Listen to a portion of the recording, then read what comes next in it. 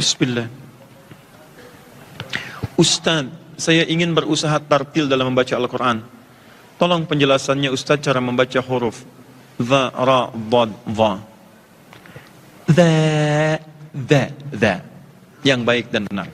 Cara paling gampang, datangi guru tajwid, belajar ke situ ya. Tapi karena Anda bertanya, saya satu huruf saja. Saya tutup di sini. Dha. Dha sama dengan tha. Jadi ada makhraj, ada sifat, itu beda. Ada makharijul huruf dari kata makhraj, jamaknya disebut dengan makharij. Dari kata makhraj. Makhraj tempat keluar. Yang kedua sifat huruf, sifat gayanya, cara mengucapkannya, sifat. Misal bantuan, Rasul, mohon izin. Di sini, boleh? Ya, bukan, duduk aja. Berdiri mas, berdiri. Temannya, Nabi barangkali? Nggak ada. Nah, lihat sini. Fokus ya. Saya beri contoh. Namanya siapa? Bagas. Denny. Ada Bagas dan Denny. Ini ilustrasikan pintu, ingin keluar dari pintu ini. Datang kepada saya ke sini. Baik. Misal, bismillah. Bagas, jalan. Lihat. Tangan di sini. Denny, jalan. Tuh. Keluar dari tempat yang sama? Ulangi. Apakah keluar dari tempat yang sama? Iya. Pertanyaannya, gayanya sama nggak? Beda. Ketika Bagas keluar, gayanya lain. Denny mau keluar, tangan masih di sini. Beda. Gaya antara Bagas dengan Denny itu tidak serupa. Mohon pegang. Tidak sama. Nah, gayanya itu disebut dengan sifat. Tempat keluarnya disebut dengan makhraj. Ada huruf-huruf yang keluar di tempat yang sama tapi cara mengucapkannya beda. Sekalipun dia keluar di tempat yang sama. Misal, ada yang di bibir mim, waw, mim dengan waw, mim, waw, mim, waw, mim. Bertemu bibir atas dengan bawah, waw, ya, waw, agak terpisah. Dua-duanya sama, makhraj jadi mim. Tapi cara mengucapkan sifatnya berbeda. Anda bertanya dengan zal. Dha harfun lithawi, lidahnya digigit sedikit. Bersama dengan ta. Zal, makhrajnya sama dengan ta, tapi cara mengucapkannya berbeda. Sama-sama digigit, lihat. Dha. Denny, gigit lidahnya sedikit. Jangan kencang-kencang. Tengah. Dha. Sambil digigit, dha.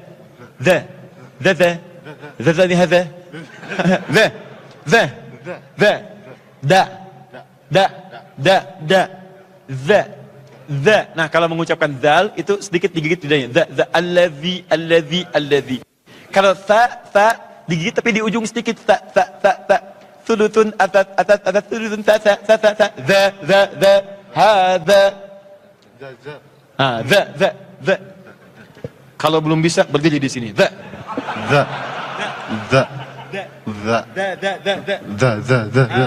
Hadza. Idza zulzilatil ardu zilzalaha.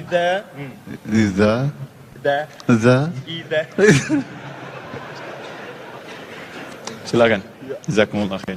Bagas. Ini. Dha.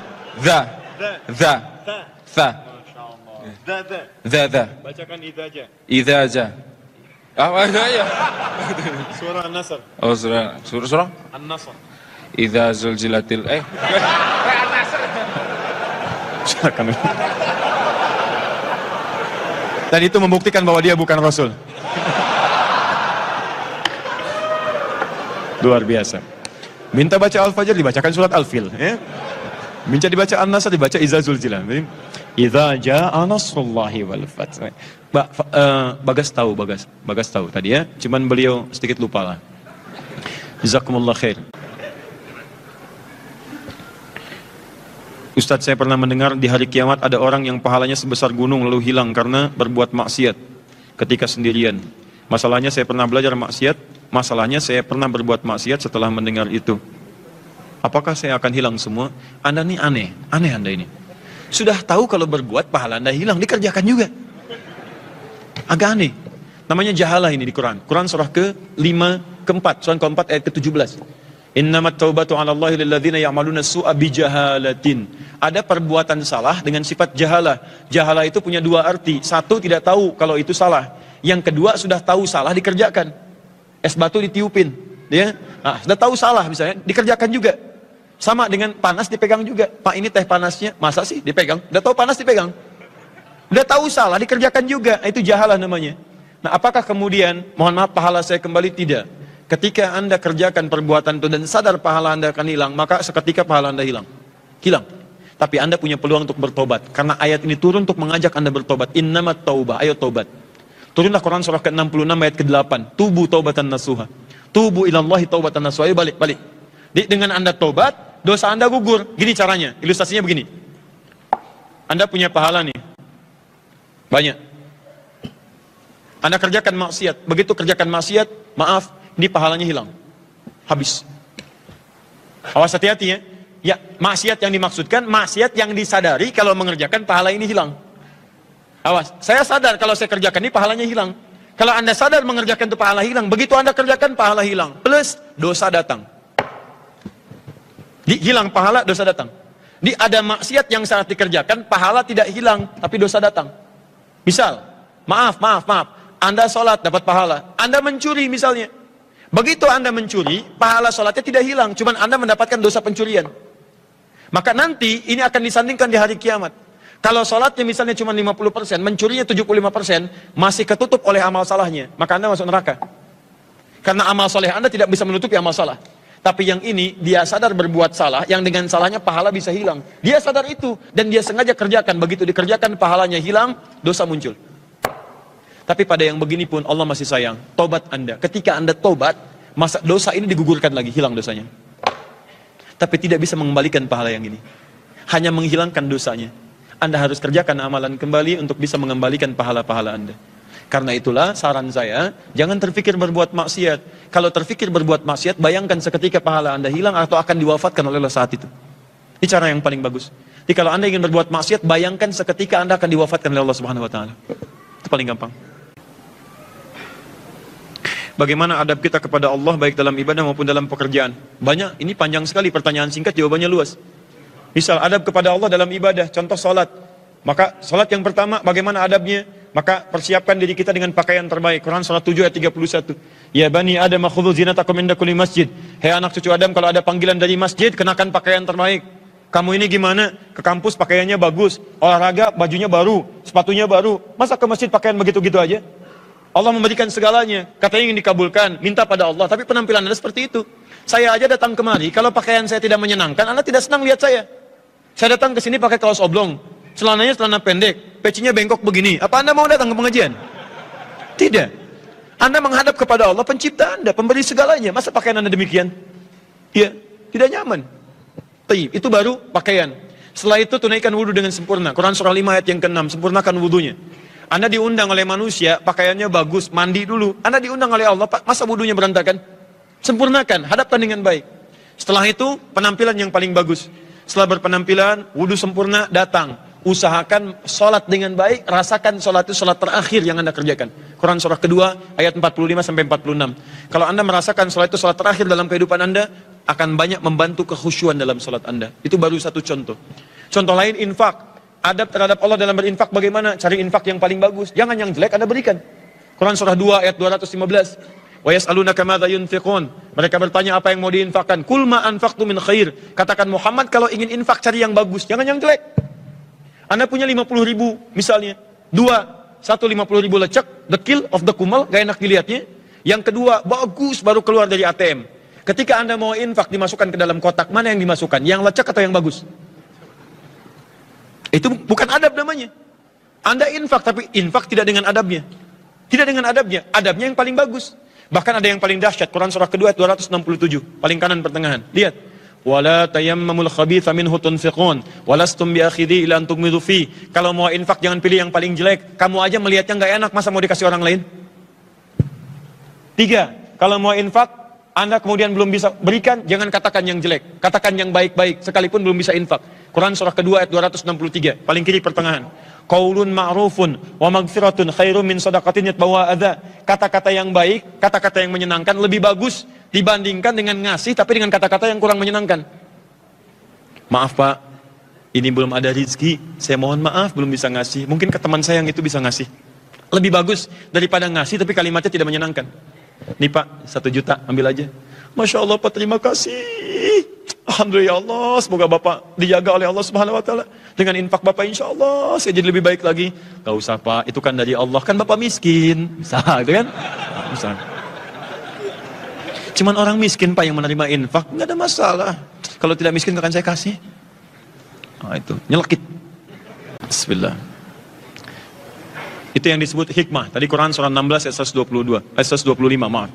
Assalamualaikum Pak Ustadz, bagaimana sikap kami untuk menghadapi, mungkin ya maksudnya ini, seorang nenek yang kesulitan untuk memaafkan dan meridhoi anak cucunya, sementara hingga saat ini masih memancing perseteruan.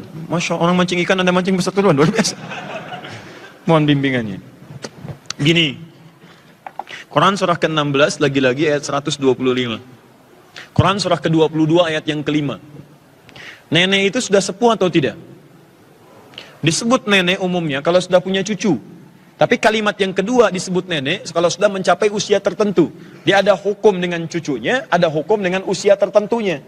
Nah biasanya fase kehidupan itu diurai di Quran surah ke-22 ayat yang kelima. Surah Al-Hajj ayat yang kelima. Ada tipikal orang yang ketika melalui masa-masa ini, sekalipun dia belum punya cucu, tapi masuk ke dalam masa ini. Apa masa yang dimaksudkan?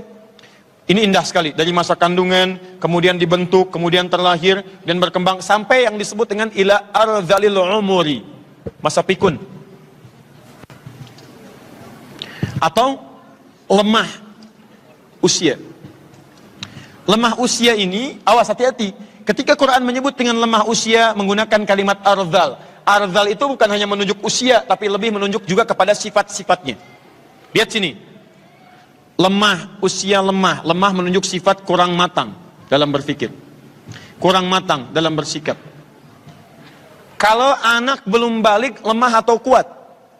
Lemah. Bahkan ketika lahir belum bisa jalan, lemah fisiknya.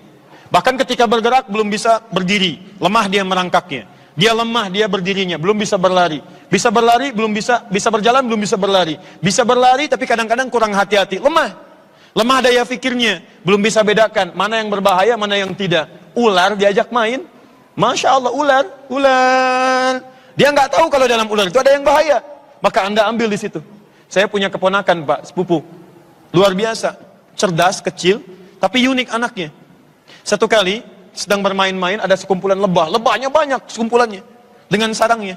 Teman-temannya lari. Tiba-tiba dia dekati. Kenapa kalian lari? Takut disengat? Ini kan makhluk Allah. Kalau Allah tidak berkehendak, tidak akan disengat. Masya Allah. Ini makhluk Allah. Kalau tidak berkehendak, gak akan disengat. Mau dia pegang. Ibunya begitu melihat, langsung diambil. Langsung diambil. Kenapa? Karena anak belum paham dengan situasi itu. Bisa ngompol di mana saja, bisa mengecewakan ibunya. Perhatikan, kalimat itu untuk mewakili semua sikap disebut dengan ardhal, namanya ardhal. Ada kondisi seseorang sudah mencapai masa-masa dalam kedewasaannya, sampai dewasa, sampai lewat dewasa, sampai sempuh, kembali lagi ke sifat usia ini. Maka keluarlah kemudian sifat-sifat tadi. Contoh, sifat kekanak-kanakan mulai muncul. Bukankah anak-anak kalau tidak mendapatkan mainannya cenderung dia marah? Cenderung mengajak berseteru dengan orang tuanya? Cenderung menangis dia. Ya, ada kalimat-kalimat bagi orang dewasa, kalimatnya sama dengan kalimat anak-anak, walaupun sikapnya mungkin berbeda, tapi nilainya sama. Tadi, alih-alih kita ingin mendapatkan mohon maaf, misalnya, sifat-sifat yang baik ternyata muncul keinginan yang seperti tadi. Senang ingin berseteru, ingin cepat dipenuhi keinginannya, kadang-kadang ngomel di mana saja, kadang-kadang melakukan perbuatan yang tidak sewajarnya. Maaf, yang salah barangkali bukan nenek Anda. Yang dibutuhkan adalah pemahaman Anda terhadap keadaan nenek Anda. Jangan dihukumi dulu. Barangkali nenek Anda sedang berada di fase yang ini. Fase kembali kepada keadaan-keadaannya seperti dilukiskan oleh Al-Quran. Andalah yang harus paham, bukan menuntut nenek Anda seperti Anda. Awas, masing-masing mendapatkan kaos, baju takwa. Tapi kan ukurannya bisa beda-beda. Jangan ukuran Anda dipakai untuk ukuran nenek Anda. Beda. Karena itu jangan hukumi neneknya. Tapi jadilah Anda dengan sikap bijak. Masuk ke dalam suasana nenek Anda dengan cara-cara yang paling bijak. Itu dalilnya Quran surah ke-16 ayat 125. Ud'u ila sabili rabbika bil hikmah. Ajak orang yang belum paham dengan hikmah, dengan suasana yang bijak. Assalamualaikum nenek. Nggak butuh assalamualaikum, butuhnya mangga. Ini bawa mangga nih. Waalaikumsalam. Masya Allah datang. Mangga, itu kan. Dah, ngobrol. Nenek sehat. Jangan banyak tanya. Baik nek, tidak nanya. Gitu suara. Nah, iya baik, diam. Itu bahasa suara. Dah, diam. Tenang lagi. Sudah. Nek, makan nek. Gak mau yang ini, maunya bubur. Carikan bubur. Gak mau bubur yang ini, bubur yang itu. Carikan. Besok nek, kita beli tukang buburnya. Sekalian nenek gak usah beli lagi. Ajak. Terus. Sampai ke titik yang paling dalam. Begitu titik paling bosannya, kembali dia kepada keadaannya. Bismillah. Mungkin maaf, Anda diberikan nenek seperti itu. Karena disitulah peluang pahala banyak bisa Anda raih. Tidak cukup dengan amin. Hadirkan kebaikan kepadanya. Ya, orang mencari surga keluar rumah, Anda surganya ada dalam rumah. Bukankah dalam sabar ada pahala? Bukankah orang sabar dekat dengan Allah? Innallaha ma'as sabirin. Bukankah Anda ingin dekat dengan Allah?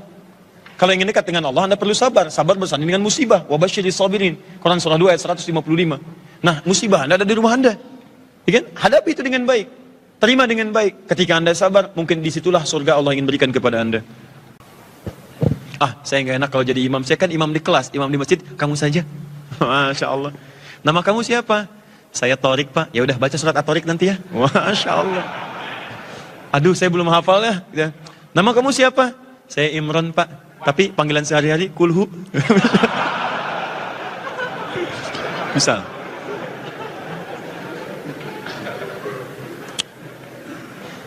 Saya berniat untuk menikah. Masya Allah. Belum selesai kuliah sudah mau menikah. Tadi kan masih mau izin sholat ya, sekarang mau nikah. Ada masalah lah. Ya. Boleh menikah dengan anak kuliah? Tidak, selesaikan dulu kuliahnya, baru menikah ya. Bagaimana sedang kuliah langsung menikah? Sedang belajar kuliah, minta nikah. Selesaikan dulu pelajarannya, baru menikah. Saya berniat untuk menikah, namun mengingat abang saya belum menikah, baiknya saya meminta izin ke abang saya terlebih dahulu, atau ke orang tua terlebih dahulu, atau bagaimana langkah saya. Bicarakan yang baik. Komunikasikan. Ya, syarat pernikahan itu tidak diikat dengan abang atau adik. Syarat menikah itu tercukupi syarat-syarat dan rukun nikah. Kalau terpenuhi itu semua, ya Anda berlaku kebolehan hukum itu. Tapi kadang dalam tradisi-tradisi, ada hukum dalam usul fikih disebut dengan al-adatul muhakkamah. Tradisi itu kadang dipandang sebagai hukum. Nah, kalau tradisi itu tidak bertentangan dengan hukum syariat, maka boleh diberlakukan. Tapi kalau tradisi itu bertentangan hukum syariat, maka tinggalkan tradisi, dekatkan pada hukum. Kalau yang ini tradisi yang tidak bertentangan dengan hukum sebetulnya. Tinggal butuh dikomunikasikan saja. Bang, Masya Allah, Alhamdulillah Allah titipkan abang jadi abang saya, bukan abang yang lain. Terima kasih atas bimbingannya selama ini. Alhamdulillah saya semakin matang dalam berkehidupan, semakin kuat dalam sebagainya. Alhamdulillah bang, terima kasih. Jangan lupakan saya bang dalam bimbingan. Siapa dulu dong? Abang, gitu kan? Masya Allah. Dan saya bersyukur dengan bimbingan abang, saya telah mendapatkan calon dari Allah Subhanahu Wa Taala. Walaupun mungkin harus mendahului abang, tapi ini pun hasil bimbingan abang bang, luar biasa, gitu ya? Masya Allah. Bisa kan? Bang tolong ya, kalau sekiranya kalau tidak saya lakukan, saya khawatir jadi maksiat untuk saya. Tolong bimbing saya bang. Sekiranya Allah ridha, walaupun bisa lebih dulu daripada abang, tidak bermaksud mendahului, tapi supaya abang bisa membimbing saya dengan lebih baik lagi. Mungkin dari cara inilah abang mendapatkan jodoh yang terbaik. Misal. Ya udah, bismillah. Kamu duluan ya. Alhamdulillah. Bisa ya. Ah, sudah menikah? Abang kapan? Abang kapan? Kan?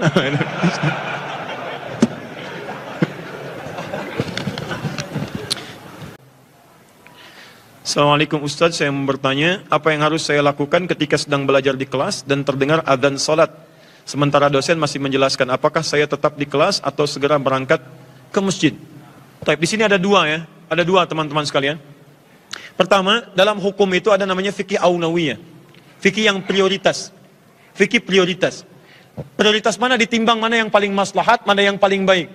Dan mana hukum yang paling kuat. Misal, belajar apa hukumnya belajar? Faridah. Faridah, masuk pada hukum wajib. Hukum salat apa? Wajib, bertemu dua hukum wajib. Mana yang paling utama di antara dua ini? Maka sekarang lihat sisi maslahatnya. Jika memang dalam kondisi itu, Anda misalnya tidak diatur waktunya, tidak ada aturan khusus misalnya istirahat untuk sholat, misal, tetap diterangkan di situ, kalau Anda bisa minta izin untuk menunaikan sholat misalnya, dan dengan penunaian itu menghadirkan maslahat untuk Anda dan untuk seluruhnya, maka silahkan yang diutamakan dan minta izin. Pak, saya mohon izin misalnya, izinlah keluar. Ya tidak harus Anda ke masjid misalnya. Kalau dengan ke masjid justru misalnya menghadirkan hal-hal yang tidak maslahat. Misal, mohon maaf, jarak masjid dengan kelas cukup jauh. Waktunya tertunda cukup banyak misalnya. Anda tunaikan di ruang yang lain, Anda tunaikan sholat, Anda kembali. Itu bisa dikerjakan. Tapi kalau tidak memungkinkan, maka lihat maslahat yang lebih umum. Kalau waktu kuliah Anda misal, tidak mengambil waktu yang spesifik untuk bisa mendapatkan waktu sholat. Sholat duhur misalnya ada waktu kurang lebih 3 jam di situ. Jadi jam 12 sampai jam 3 misalnya. Ya, pengajaran berlangsung, masih berlangsung, kira-kira ditutup 10 menit lagi misalnya, 10 menit lagi. Yang kalau Anda pamit, Anda kembali, pelajaran akan selesai. Banyak maslahat yang Anda tidak dapatkan di situ. Maka di sini Anda niatkan untuk misalnya mengakhirkan sholat dengan kondisi menyempurnakan dulu ini selesai, dan langsung Anda kerjakan sholat. Paham di sini? Karena maslahat di sini lebih utama dibandingkan dengan maslahat Anda sendirian. Waktu sholatnya masih ada di situ dan Anda telah berniat untuk menunaikannya. Yang sekiranya Anda pergi ke sini, Anda kehilangan beberapa hal yang tentunya ada beberapa yang tidak menjadi maslahat bagi kehidupan Anda. Jadi bagi kampus Anda, bagi pelajaran Anda, kemudian bagi maslahat kehidupan Anda. Nah, dalam hal yang demikian, Anda bisa mengambil hukum yang kedua. Apa hukum kedua itu? Bila ada maslahat yang lebih penting sifatnya umum, maka jika ini didapatkan, maka yang kedua, hukum fikih yang kedua, seperti dengan hukum yang sama seperti sholat, Anda bisa tangguhkan sepanjang masih di waktunya, atau bahkan bisa berlaku hukum jama' walaupun belum sampai pada waktunya. Contoh, Anda dokter, Anda mau operasi nih. Operasinya dilakukan di waktu zuhur, selesainya waktu maghrib, waktu asar akan lewat. Begitu kemudian Anda tunaikan zuhur, Anda tidak jama' dengan asar misalnya. Maaf, Anda lakukan tindakan, Anda bedah. Begitu muncul waktu asar, Allahu Akbar, Allahu Akbar. Maaf ya, sudah adzan, saya mau sholat dulu. Masya Allah, sholat. Itu perut sudah terbuka, jantung sudah berdetak, resiko tinggi, Anda tinggalkan, dia bisa meninggal. Maka bagaimana yang bisa dilakukan? Anda bisa kerjakan jama' pada saat itu. Anda lakukan saat zuhur, jama' dengan asarnya. Begitu Anda kerjakan jama', tunaikan operasi sampai menjelang maghribnya. Asar lewat, tapi sholat asar bisa digunakan. Itu yang dimaksudkan fikih aulawiyah, fikih prioritas, jika ada maslahat penting yang memang tidak bisa ditinggalkan pada saat itu. Paham? Baik. Misal, ada waktu sholat duha dengan rapat. Rapatnya penting sifatnya. Dahulukan mana? Duha dulu atau rapat dulu? Ingat, kesolehan sosial lebih didahulukan dibandingkan dengan kesolehan individual. Jelas? Kecuali kayak tadi, kalau diizinkan untuk Anda pamit, menunaikan sholat, atau bahkan Anda ngajak dosennya sekalian sebelum menunaikan pelajarannya. Pak, boleh nggak kita sepakat Pak? Kelasnya maju sedikit waktunya, setelah itu waktu sholat kita sholat bersama-sama. Bapak kalau bisa jadi imam Pak. Masya Allah. Mudah-mudahan ilmunya berkah dan Allah ridhai untuk Bapak insya Allah. Masya Allah, luar biasa. Menurut saya sepanjang beliau muslim, insya Allah akan ada getaran dalam jiwanya. Dulu. Assalamualaikum Ustaz. Waalaikumsalam warahmatullahi wabarakatuh. Saya mau bertanya. Saya punya sepupu yang Syiah, ketika sholat dia menepuk tangannya ketika duduk di antara dua sujud. Akhlak yang harus saya lakukan, bagaimana cara menasihatinya? Pertama begini, ini agak kompleks persoalannya, dan saya menyampaikan pendapat-pendapat saja. Lihat sini baik-baik. Jika ada seseorang mengamalkan satu perbuatan terkhusus dalam urusan agama, amalan yang tidak tepat dalam tuntunan agama kita, maka yang pertama dilakukan adalah memperbaiki, memberikan solusi. Bagaimana caranya? Pertama kita mulai dengan doa dulu. Antum kenal Firaun?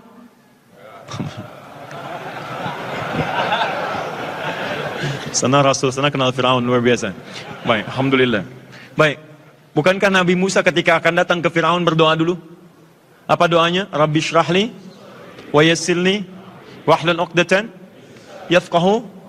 Baik, pertama Anda doakan dulu, minta kepada Allah Subhanahu wa taala. Ya Allah, mohon berikan cahaya di hatinya ya Allah. Tunjukkan sesuatu yang benar yang menurut Engkau benar. Berikan kemudahan kepada lisan hamba ya Allah untuk bisa dipahami oleh sepupu hamba. Ya Allah, berikan dia hidayah ya Allah untuk mendapatkan pencerahan akan kurang baik yang apa yang ia kerjakan selama ini. Anda berdoa dan lakukan di keheningan malam saat tidak diketahui oleh banyak orang. Tunaikan tahajud, mohon dengan benar, mintakan pada Allah Subhanahu wa taala. Satu itu. Yang kedua, lihat level orangnya. Kalau level orangnya bisa menerima Anda, menghormati, lalu Anda sampaikan lagi kembali kepadanya. Saya dapat referensi agak berbeda. Yuk kira-kira bagaimana kalau kita bisa tanyakan nih. Ya, alhamdulillah. Apakah seperti ini? Ataukah ini yang benar, ini yang kurang? Mau nggak kira-kira kita tanyakan? Ayo ajak dia ke ustadznya. Begitu datang, sampaikan kepada yang lebih paham. Disitulah kemudian dia akan terbuka dengan bahasa-bahasa yang lembut. Dari mana salah sholat seperti ini? Ini ya, saya buka kitabnya di sini. Cara yang nepuk-nepuk itu referensinya seperti ini. Ini tidak tersambung dengan Nabi. Ini karyanya karya si fulan. Hadisnya bukan hanya lemah, tapi ada kepalsuan di dalamnya. Ini amalan sekian. Ini kitabnya dari mazhab kamu, dari kepercayaan kamu. Ini si fulan, ini referensinya. Dibuka pencerahannya. Kalau sudah terbuka, sudah diketahui, sudah jelas, maka akan lebih mudah menerima masukan dibandingkan Anda paksa dia untuk mengakui apa yang Anda sampaikan. Paham? Baik. Masalah ini sudah dibahas tentang aliran ini oleh Syekh Hashim Muhammad Hashim bin Ash'ari yang mendirikan Nahdlatul Ulama tanggal 31 Januari tahun 1926. Beliau punya 19 kitab ditulis oleh beliau langsung. Kitab keduanya namanya Risalah Ahlus Sunnah wal Jamaah. Risalah Ahlus Sunnah wal Jamaah. Lihat halaman ke-10, paragraf yang kedua, baris 1 sampai 3, paling kanan sebelah bawah. Ini beliau menerangkan tentang aliran-aliran bid'ah. Bid'ahnya bid'ah akidah, bukan bid'ah fikih. Yang dihukumi sesat di tanah Jawa. Jadi pasalnya tentang pasal aliran sesat tanah Jawa. Halaman ke-10 ya beliau menyebutkan, wa minhum rafidhiyun. Di antara aliran yang sesat itu adalah rafidhiyun. Rafidhiyun dari kata rafidah. Rafidah itu orang yang menolak, bahkan mencela, mencerca habis sahabat-sahabat Nabi. Terutama Abu Bakar, ya radhiyallahu taala anhu, Umar bin Khattab, Utsman bin Affan dan sahabat-sahabat yang lainnya. Ya, sekarang sekte itu ada di kalangan Syiah. Disebut oleh beliau aliran yang menyimpang. Ya, wa hum yasubbuna sayyidina Abu Bakar radhiyallahu taala anhu wa Umar bin Khattab wa yubalighuna hawa sayyidina Ali bin Abi Thalib. Mereka itu tipikalnya kata beliau senantiasa menggunjingkan, mencela sahabat Nabi khususnya Abu Bakar As-Siddiq, Umar bin Khattab dan seringkali mengkultuskan Ali bin Abi Thalib radhiyallahu taala anhu. Kalau kita menghormati seluruh sahabat Nabi SAW. Semuanya. Kita menyayangi mereka tanpa kecuali. Yang ini agak berbeda. Karena itu kata Syekh Hashim bin Ash'ari, perilakunya, pekerjaannya, amalan-amalan sekte ini itu dihukumi oleh beliau aliran yang menyimpang. Ya Allah Ta'ala alam bisawab. Saya mau bertanya bagaimana kita menghadapi mimpi buruk. Bukan kita, mungkin Anda. Saya tidak berminat ya. Pertama, biasakan berzikir sebelum tidur. Biasakan berzikir. Zikir yang dilakukan pertama wudu dulu. Biasakan berwudu. Setelah berwudu, setelah itu Anda bacakan surah Mu'awwadzatain atau Thalatha Mu'awwadzat, 3 surah untuk perlindungan. 3 surah perlindungan itu terangkai seketika. Al-Ikhlas, Al-Falaq, An-Nas. Caranya Anda tiup dulu. Tangan begini. Seperti ini. Setelah itu Anda tiupkan. Bacakan 3 surah berurutan. Al-Ikhlas, Al-Falaq, An-Nas. Setelah itu usapkan ke dalam bagian tubuh Anda yang bisa diusap. Keseluruhannya. Paham? Setelah itu Anda boleh tambahkan dengan ayat kursi. Bacakan Al-Baqarah 255. Paham? Dalam keadaan demikian, kalau bisa Anda terus bisa membaca Al-Quran. Zikir dengan Quran, zikir dengan Quran, zikir dengan Quran. Insya Allah, orang yang dekat zikir kepada Allah dengan Quran dan sebagainya, membacakan ayat-ayat tadi insya Allah akan dijaga oleh Allah Subhanahu Wa Taala dari mulai tidurnya sampai dengan bangunnya. Salah satunya demikian. Dan yang ketiga, hindari maksiat. Karena hanya orang yang bermaksiat yang pikirannya terganggu, dan pikiran yang terganggu itu yang seringkali menghadirkan mimpi-mimpi yang tidak menyenangkan. Ya. Dan setan dekat dengan pelaku maksiat. Mimpi buruk datang melalui setan.